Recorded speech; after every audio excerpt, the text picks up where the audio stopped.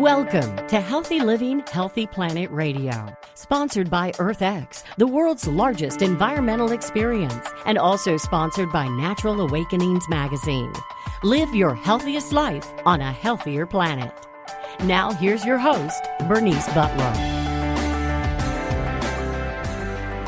Welcome to Healthy Living, Healthy Planet Radio today.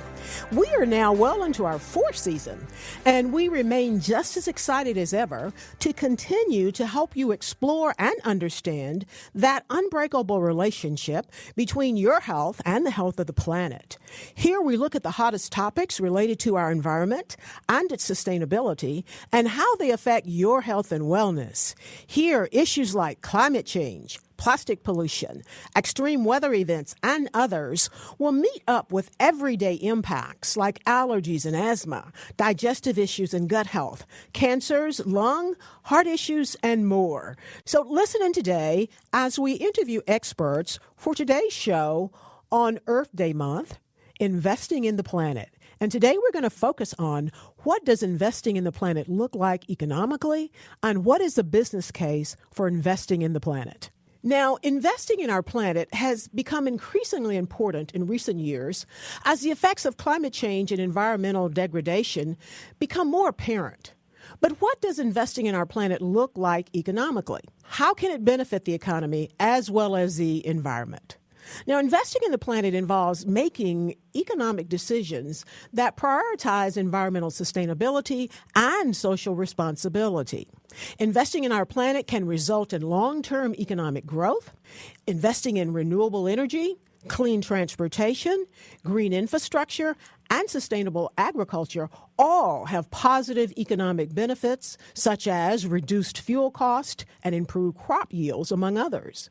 Overall, investing in our planet can bring numerous economic benefits, and there are many, many ways to support the environment while also generating economic growth.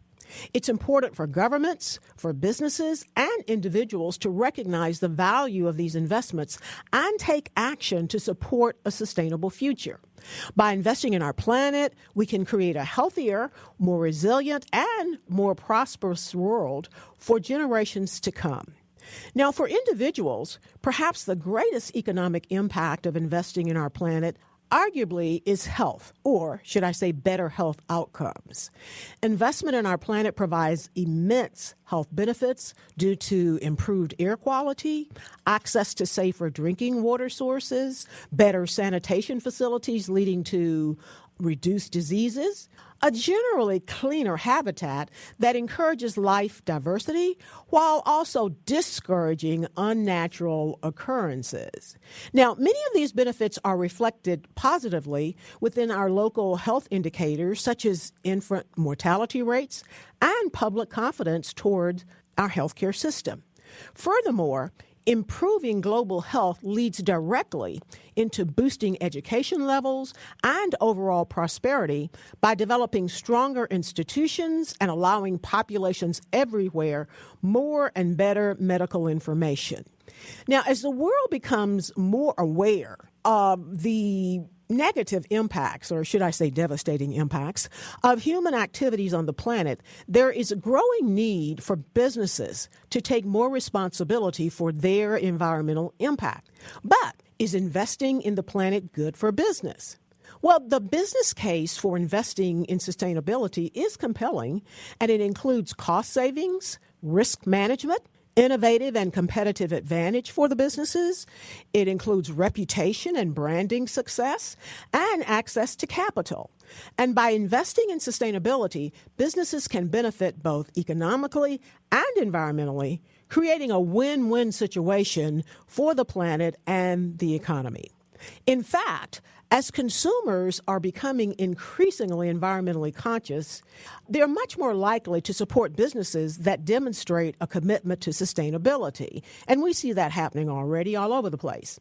Investing in the planet can help businesses attract and retain customers who are indeed looking for environmentally responsible companies to support. A survey conducted by Nielsen found that 66% of consumers are willing to pay more for sustainable brands, and that 73% of millennials are willing to pay extra for sustainable products. As well, investing in the planet can help businesses future-proof their operations. As environmental regulations become stricter, businesses that have already implemented sustainable practices will no doubt be in a better position to comply with these regulations and be way ahead of the curve.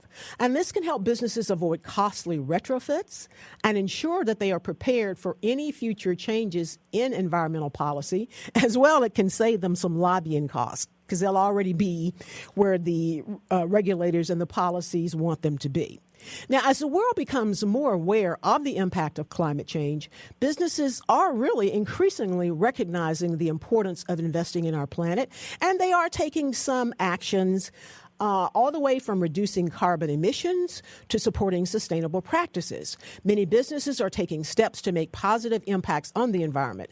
And some of the ways that they are doing this include implementing sustainable practices, supporting environmental causes, developing sustainable products, investing in renewable energy, as well as partnering with environmental organizations. And this is good. But indeed, much more has to be done.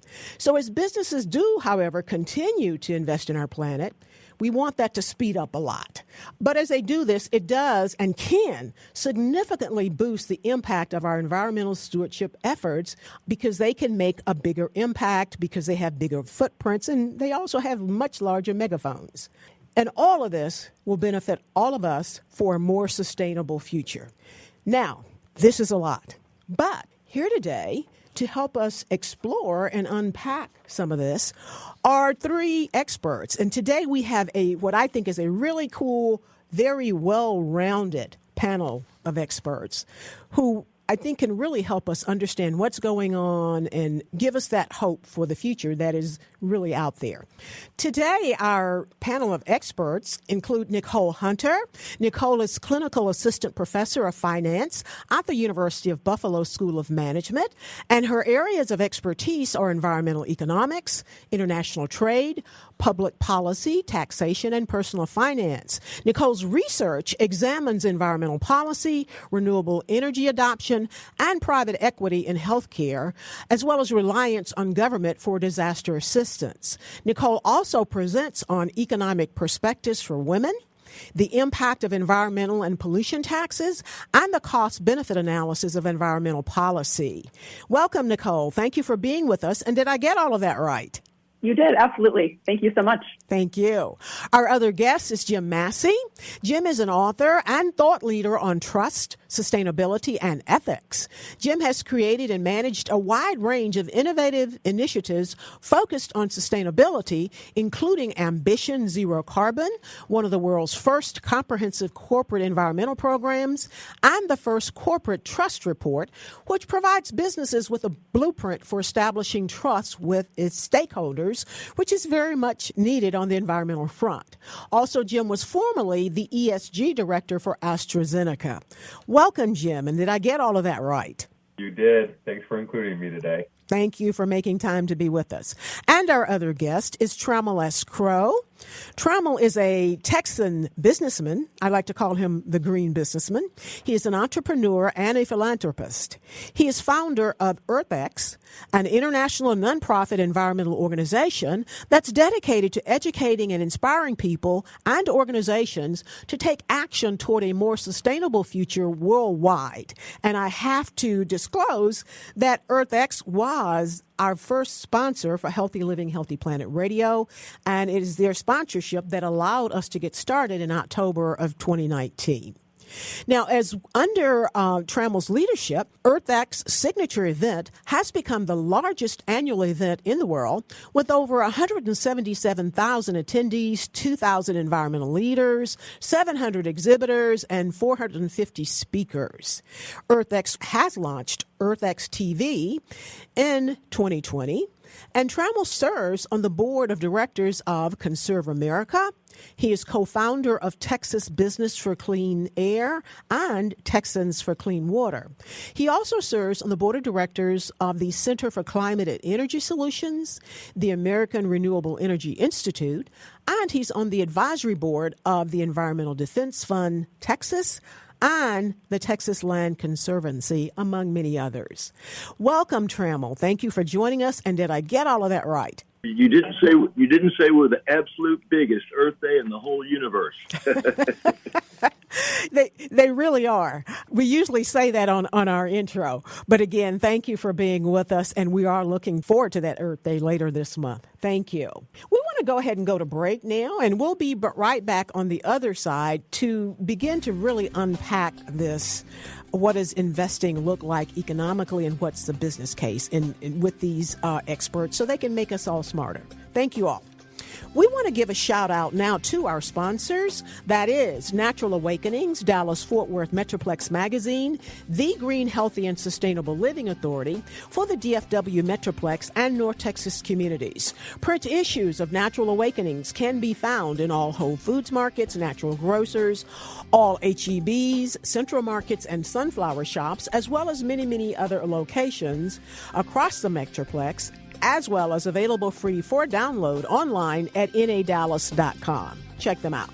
Our other sponsor is North Haven Gardens, serving the Metroplex since 1951, the most respected horticultural establishment in North Texas, offering gardening and plant education, concierge services, DIY classes, gifts, and more. Check them out at nhg.com.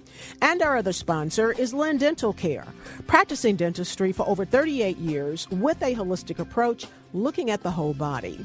Specializing in periodontics, Dr. Lynn is board certified by the International Academy of Oral Medicine and Toxicology. Check them out at lynndentalcare.com. Thank you, sponsors.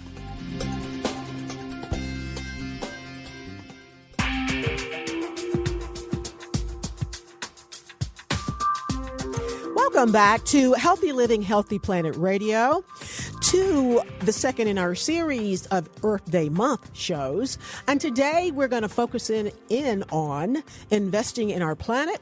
What does investing in the planet look like economically? And what is the business case for investing in the planet? And we have with us today, again, Trammel Crow, our Texas green businessman and philanthropist, Nicole, who is with the University of Buffalo, and Jim Massey, who is a thought leader and previous ESG director. Again, thank you all for being with us today. I want to start out with Nicole. That's Nicole Hunter. Nicole, your expertise is in environmental economic policy. Will you explain to us what that is, how it works for our listeners, and why it matters? Yeah, absolutely. So really, when it comes to environmental policy, it's about finding or creating solutions to environmental problems. This could be kind of helping with the effects that human activity has on natural resources or on the natural environment. In different policies, they can range from cleaning up air pollution, cleaning up water pollution, helping individuals who maybe are suffering from medical issues due to pollution, get them some type of help. Really, it's a big, wide range of things, but it just basically helps people and helps the environment. You know, in my mind, when we talk about environmental economics, one of the things, it's probably wishful thinking, but I'd like to see numbers attached to many of the environmental issues, as well as numbers attached to what happens when we begin to mitigate those. But beyond that, I'd like to see those numbers put at an individual level. Like, here's what every individual saves by doing X, or here's what every individual saves by doing Y that will also mitigate climate change. And the reason being is because that money moves people. But again, I know that's wishful thinking at this point. But I do know, too, that from doing this show, in a number of environmental issues, some of that is on the way. What you do absolutely. Is very, very important. And I think that goes to why people really should care about environmental economics and environmental economic policy, too. It does help quantify the impacts as well as the savings or the good effects when we do mitigation efforts. So how does environmental economics, though, Nicole, relate to like traditional economics? Yeah, and actually, let me just go back quickly to the monetary side of things. There is an entire area, cost-benefit analysis. That is what we do, is we try to put dollar values or, quantify how much mitigation matters in terms of this is the valuation for this company, or this is the valuation for how many extra years people are going to live. So it is out there. There's definitely a disconnect between maybe academia and policy translating those numbers to everyday individuals. And that's definitely something we could do better, starting within the classroom for sure, but even policy side as well. To your point of how it ties into traditional economics, it's really just kind of a subset of economics. I would say it's probably more micro. I know we hear microecon and macroecon, and it really has to do with the smaller side of things, looking at how businesses are impacted by cleanup, looking at how different economies are impacted maybe by cleanup. And so we kind of look at, different incentives, maybe how do we get businesses to be a little bit cleaner? How do we get individuals to purchase a little bit cleaner? So there are a lot of tools and concepts in terms of incentives, like I mentioned, cost-benefit analysis, that really does come into play. It does, in a sense, impact everybody. We do hear about econ, and I know econ gets a bad rap in class, is the class everyone has to take, the dismal science. I've heard it all. But the catch is it really does impact it, and it matters. And it's even something our job as educators to explain that connection of why do we care? Why does this matter? Why does this application of traditional econ impact our daily lives? Indeed. I guess I was weird. When I was at the University of Texas at Austin, that was one of my favorite subjects was economics. Mine too. Here we are. Indeed. Also, something else you said, and that made me think, our whole purpose here at Healthy Living, Healthy Planet Radio is to get people to care about the environment by way of realizing how it's affecting their health and how it's affecting just their everyday being. But based upon what you said, maybe we need to look at putting together, I guess, what I would call a numbers show by getting people to see what it's doing to their pocketbook, because I know that moves people as well as does impacts on their health. So thank you for that idea. I want to move now to Jim. Jim, you have been a previous ESG director and you do a lot of work in that area. Will you explain to people what ESG is, why it came into being, and what's been its impact on environmental sustainability?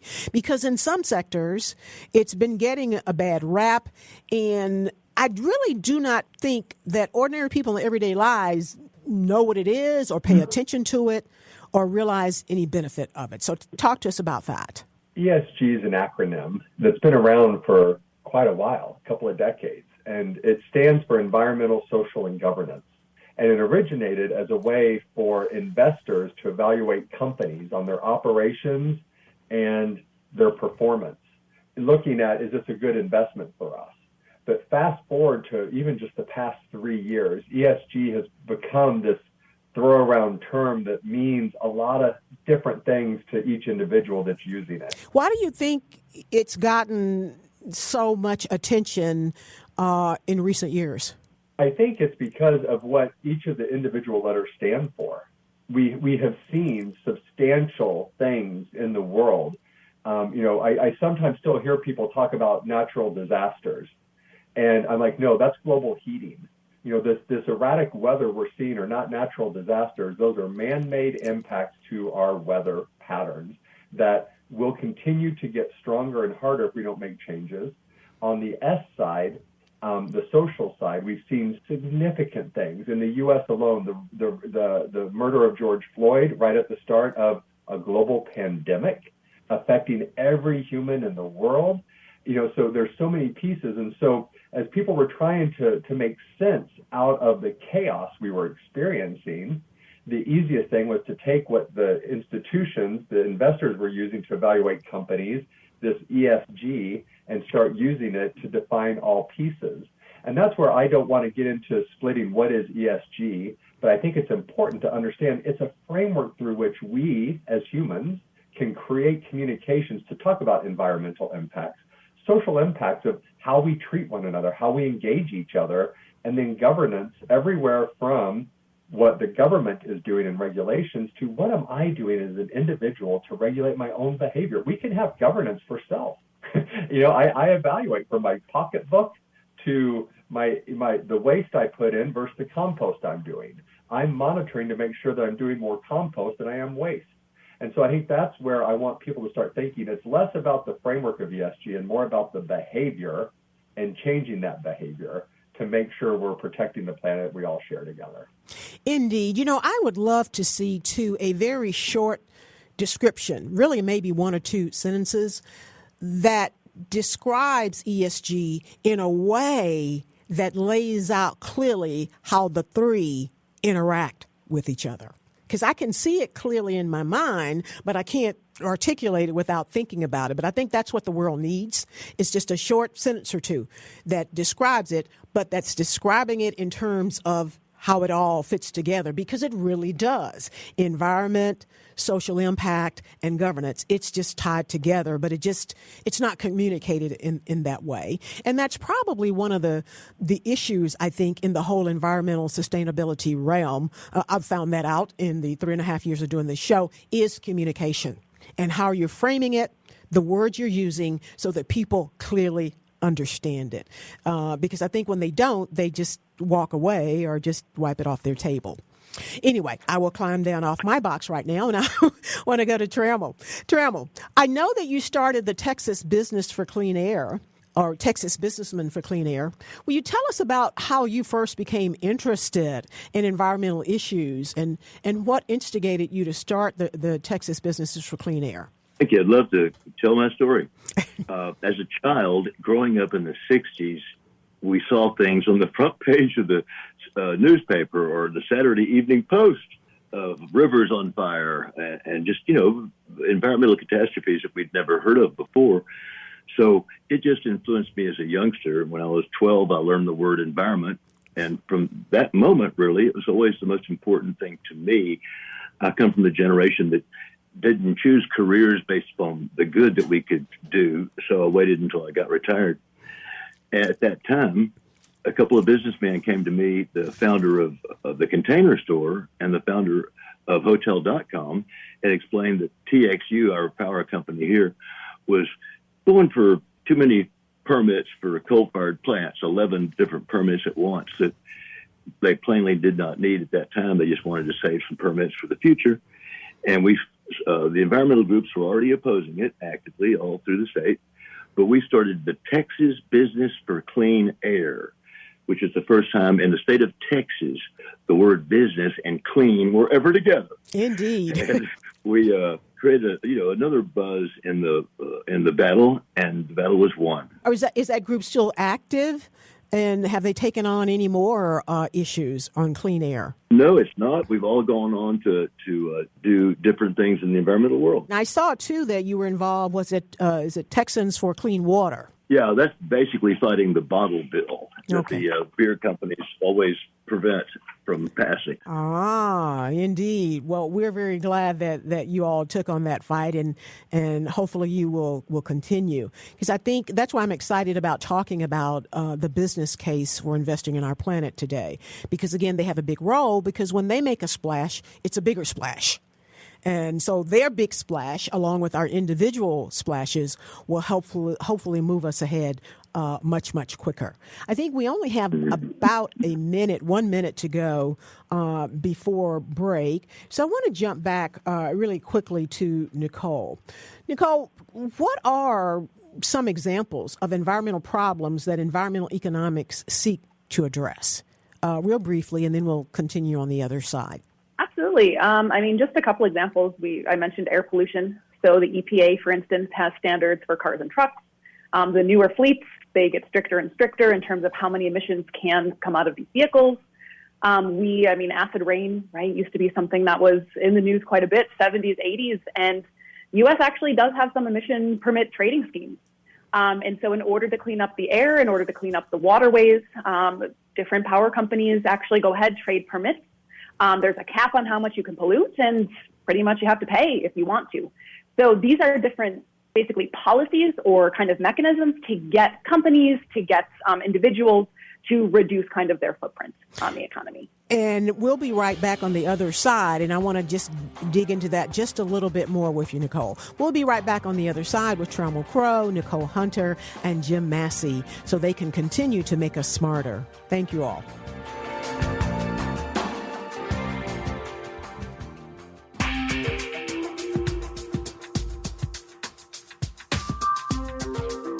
Welcome back to Healthy Living, Healthy Planet Radio. To today's show on Earth Day Month, Investing in Our Planet. And today we're focusing in on what does investing in the planet look like economically and what is the business case for investing in the planet.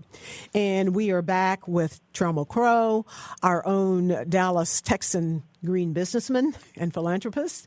We're back with Nicole Hunter from the University of Buffalo and Jim Massey, our ESG specialist. Thank you all for joining us. I want to go back to Nicole, and you were telling us about a number of issues or examples of environmental problems that environmental economics seeks to address. And you named one of the ones that stood out at me was air pollution and acid rain. And so exactly what is the involvement in environmental economics with those, and how has it maybe moved us forward in terms of mitigating those issues? Sure. I mean, first is identifying the problem and seeing how we can fix it. So in the case with EPA, this is kind of just the standard ruling. In a way, it's a bit command and control. You're allowed to do this. You're not allowed to do this. These are the requirements. And really, firms have to abide by it. The case with acid rain, with the permit trading, is a different type of mechanism where you actually allow businesses a little bit more freedom. It's a little bit more market-based, to use some econ terms there, where firms can choose for themselves, in a way, how much they want to clean up, how much they want to pollute based on those prices of permits. And so really what it is, where econ or economic policy comes into play, is by looking at these problems and trying to see what is the best policy for this issue. Some cases that command and control works. Other cases it would be a disaster. So it's really about trying to find that best fit, which it's a guess, it's an educated guess, and policy influences the economics. Economics goes in, evaluates the policy. Could we do something better? And the cycle continues. Indeed. Now, we hear a lot about cap and trade. Tell us how economic or environmental economics or environmental economic policy interacts or interfaces there. Yeah, absolutely. So this is a type of market-based system, really giving firms incentives to clean up their act. So what the cap is it's a limit on how much you can pollute, say. So maybe it's something like 100 units. This is the maximum that can exist. If you go over this, you have to pay. Now, within this 100, firms, they get rights. Maybe they get a right for 1 unit. So if I need more units, I go in, I purchase them. If I have extra, or maybe I get some bonus permits because I cleaned up my act somehow, I can actually turn that into profit for myself by selling them on the market. And so this creates a system of incentives for these firms based on their needs. Some industries, it's really hard to clean up. Other industries, it's relatively easy. So this can also buy time, truthfully buy time for these companies that need more time to adjust, more time to clean up, to pay today, and then clean up over time. So really the environmental policy is just using these different models to come in and figure out what is a good solution or possibly the best solution to this problem that we have. So cap and trade is one example. That's what I wanted to get at. You could say that cap and trade is an environmental economic policy. It's a mechanism that could be a policy. Yes, okay. yes. Yeah, I'm trying to let people get a real good understanding of what environmental economics and environmental economic policies are, so that they understand it when they see it.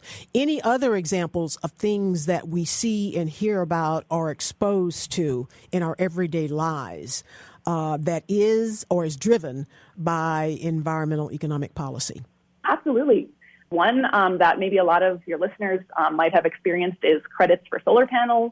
Yes. Or you get sometimes rebates for improving your insulation in your homes.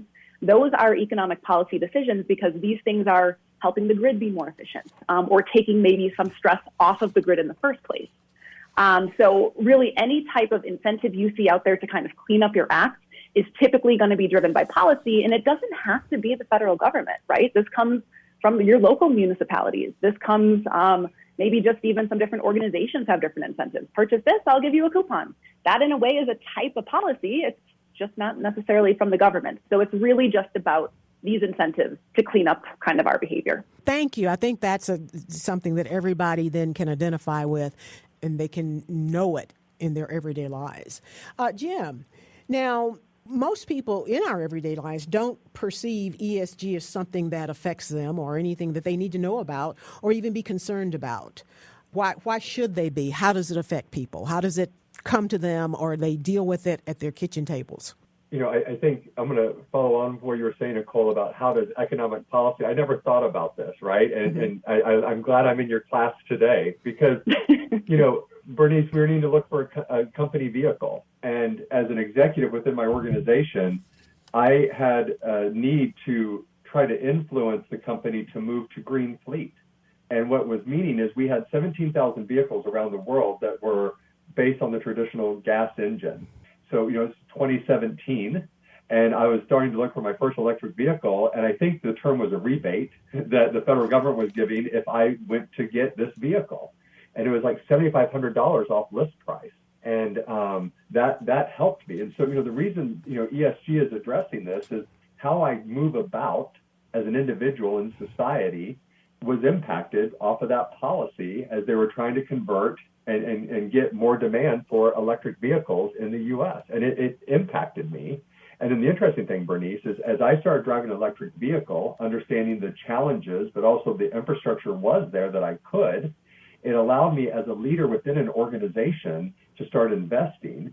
And, when you talk about investing in the economy, it was a fascinating conversation because people were saying it's more expensive to have electric vehicles than it is to have the traditional gas.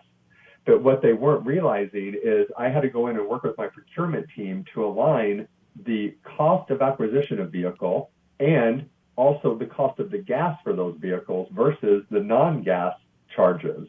But because there were two separate functions within my procurement team, no one was adding them together. So I came in and proved it was an equal investment, but it was going to help us achieve and increase our access to capital by being a more reputable, proven company in our environmental commitments.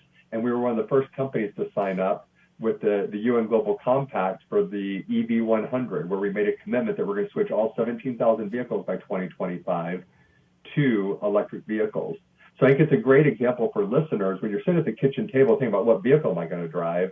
If you're in a leader within a company, you can, what I always say is drive your walk. And I was able to influence as an American, I could give up my gas guzzling vehicle and influence a company's decision on how to invest in the environment at a corporate level as well. And I think also the impact that makes on people in their everyday lives is they see more electric vehicles out there on the street. As they are now, they begin to find them much more acceptable.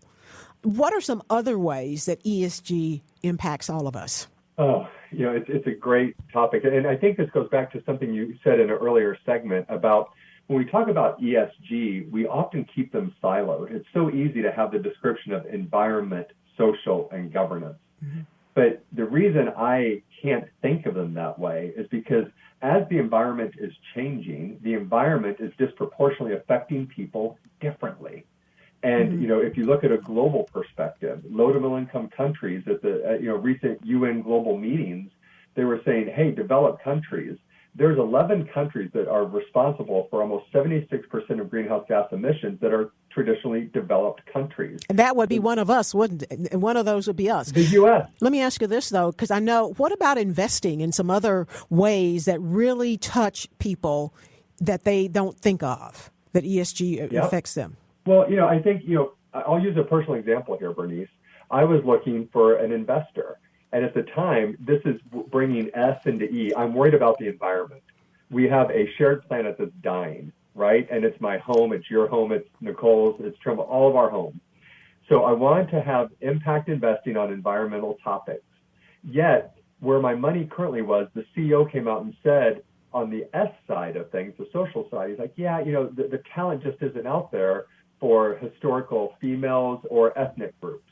And that was so offensive to me because I knew from the business schools, everything else I've been seeing, the talent was out there. So I went on my own personal initiative, calling investment banks, asking for an advisor that didn't look like me. After 5 calls, I couldn't get them.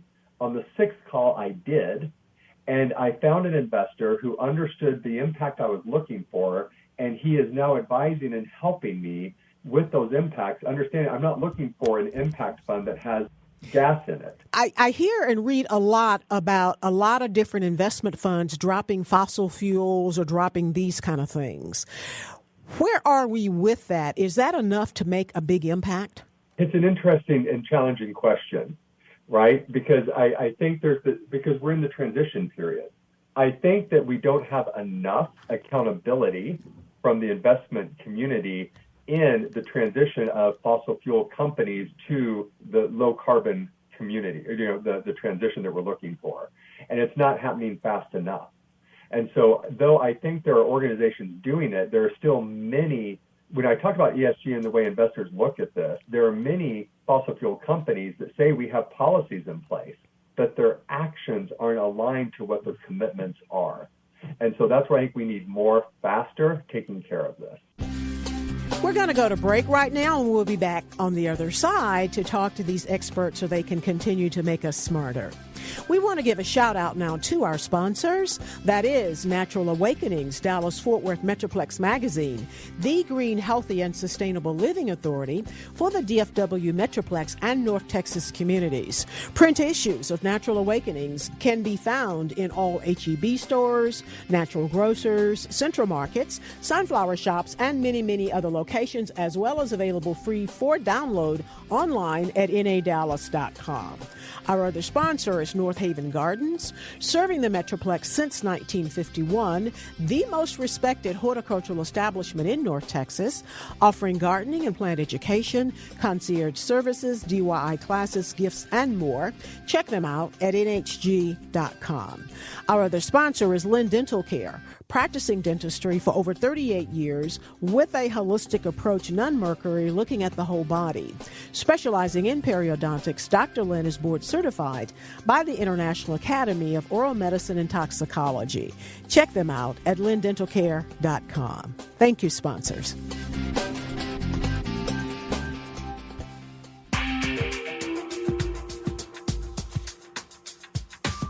Welcome back to Healthy Living, Healthy Planet Radio.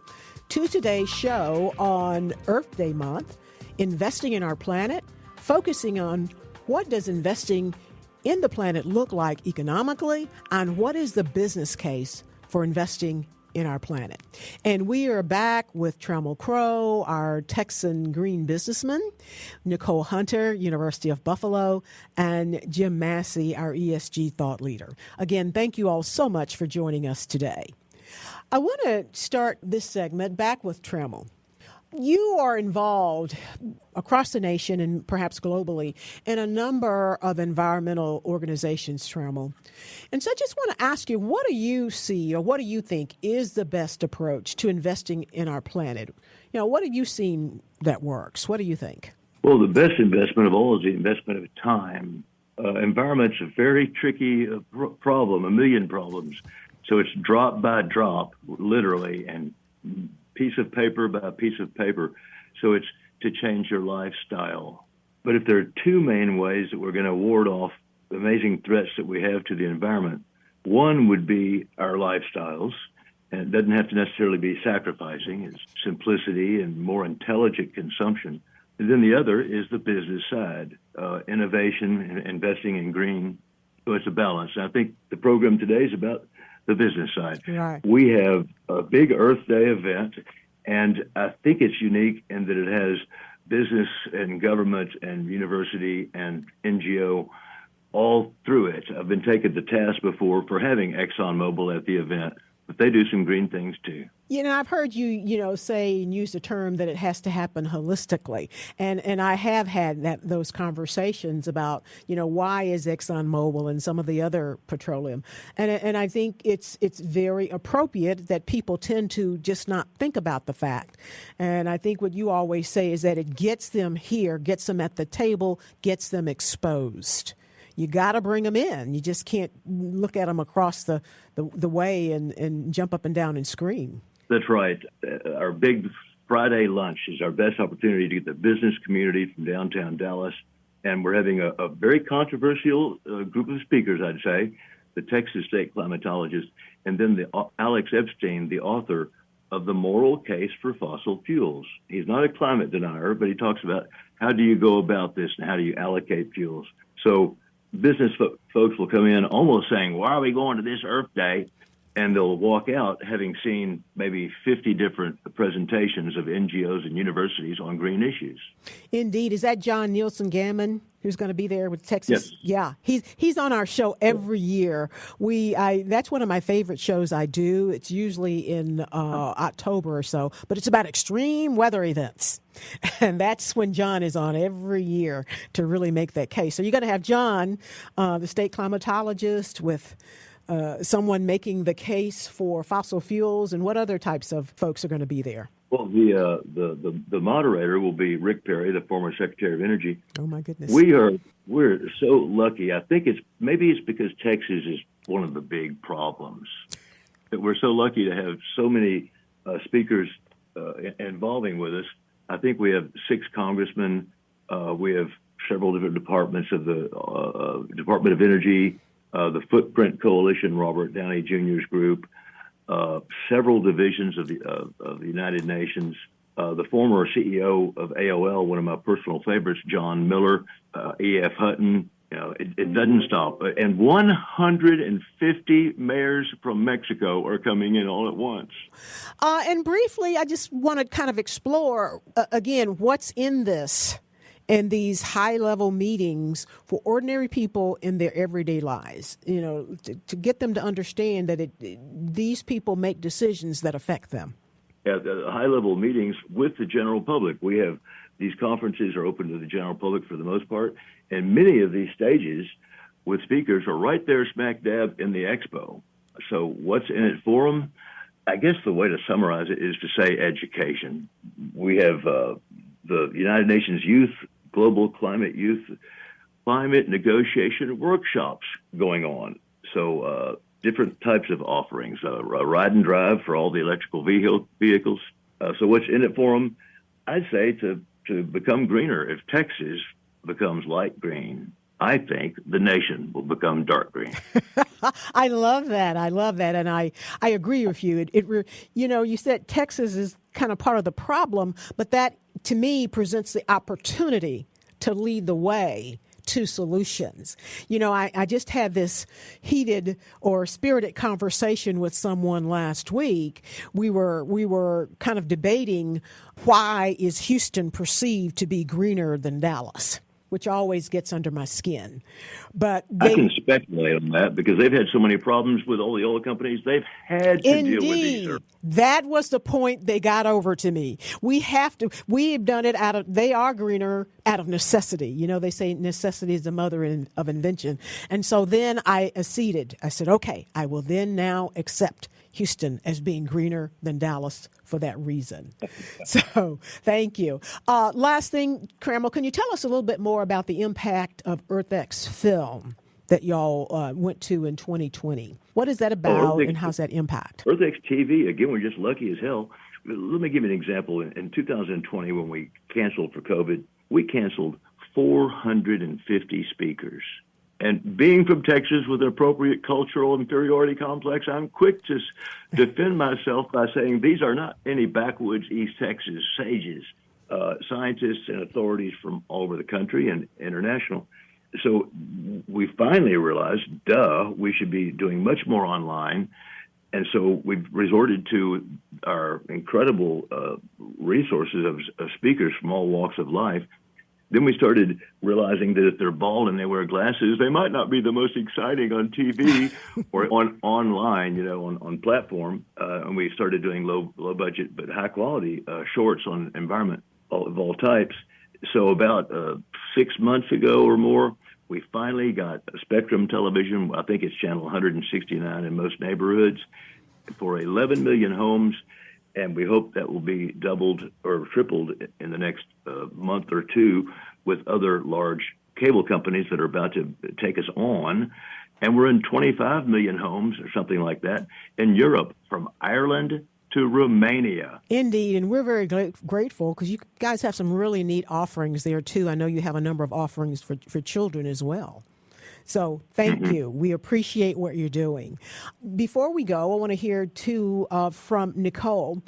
You have talked about zero net carbon. Could you explain that to us and how it benefits us in our everyday lives? Sure. This idea of zero net carbon, it's really kind of a balance. right? What it's really alluding to is however much carbon we're putting out there, we are taking it back maybe tomorrow. And it's really about that balancing act, making sure that there's not too much. I mean, eventually it'd be great if we could even do less, take it back out, but it's really trying to get us to that balance point. And the whole goal of this really, I mean, it's part of President Biden's agenda. It's part of the global agenda to really get to zero net carbon by 2050. And really what this is aiming to do is to help us to not reach those tipping points, that 1.5 degrees Celsius increase in temperature. It's to help start cleaning up what we've done so far. What Trammel has said, time is really needed. It's not something you can just clean up today and tomorrow it's fixed. These systems, there's a lot of effects that, feedback effects that go into play. So it's really just about getting us to that point to avoid those tipping points that are just kind of around the corner for us. Is there anything that ordinary people in their everyday lives can do related to zero net carbon? Absolutely. And sometimes it's a bit hard for individuals to make that connection because we think, I'm just one person, right? I just do one thing myself. What impact does that have, in the world? But the truth of it is that it really does start with us. When enough people get out there and start demanding, cleaner energy, guess who's going to be providing cleaner energy? The businesses, because now it is profitable. When people start saying, I want these green consumer goods, guess what's going to be produced in the economy? Green consumer goods, because it is now profitable. And so it takes time and it takes momentum and it takes energy, but just taking that little step and saying, maybe I won't use plastic bags, right? Get a reusable bag. That's the first place you can start. Go in and, don't leave your water running. We've heard it since we were kids, right? Turn off the water when you're brushing your teeth. Do it. It really does add up. And there's a lot of people up there. If we got 1% of people to start doing this, you would see a measurable change. So it's really just whatever way you can help, just start there. Indeed. And that's one of the things that we hope to get with this show in terms of focusing in on the business case is to get people to realize that we drive businesses. Yeah, they are much, much, much bigger than we, but we drive them in terms of what we buy, what we say, what we do, how we behave with our money. So thank you for bringing that point. And certainly thank you, Trammel, for bringing something that is right there for all of us to see, but not very often said, is that time is one of the ways we invest in the planet. We've got 1 minute to go, and so I want to hear from Jim before we go. In one last word, Jim, how can individuals get involved in ESG impacting investment and make a difference for our planet? I think I'm going to steal from my two fellow panelists and say, take action, do it, right? I love, Nicole, what you were saying is it's make the decision. This is the decade, rise of the individual. Companies are behind individuals, regulations, governments behind business. So it's going to be, we create the demand, businesses will follow, and ideally regulations will finally catch up. But the way individuals can do it is to make the right choice and take action to do it today. Thank you. And one last plug for Trammel, too, is if they attend the EarthX Expo and conferences at the end of this month, I believe starting April 21st, they can learn a lot more about what they can do and how they can do it and who they can do it to and who the leaders are for these things. So certainly. Thank you all so much for being with us today. We have been with Nicole Hunter from the University of Buffalo, with our green businessman here in Texas, Trammel Crow, and philanthropist, and Jim Massey, our ESG thought leader. Again, thank you all so very much. And thank you, listeners, for listening in today to Healthy Living, Healthy Planet Radio. The conversation starts here, but it is our goal for these conversations to continue in your homes, in your social circles, at your workplaces, at the water cooler, and even in the grocery checkout line, so that we can all work together to realize that healthy living is simply not possible without a healthy planet. Our culture is the result of 1 trillion tiny acts taken by billions of people every day like yourselves. And each of those tiny acts can seem insignificant, but they all add up one way or the other to the change that we each live through. Thank you so much. This is your host, Bernice Butler. Thank you for listening today, and join us again next week for more Healthy Living, Healthy Planet Radio as we continue our Earth Day Month themes. And listen to our previous shows on podcast wherever you get yours. Thank you.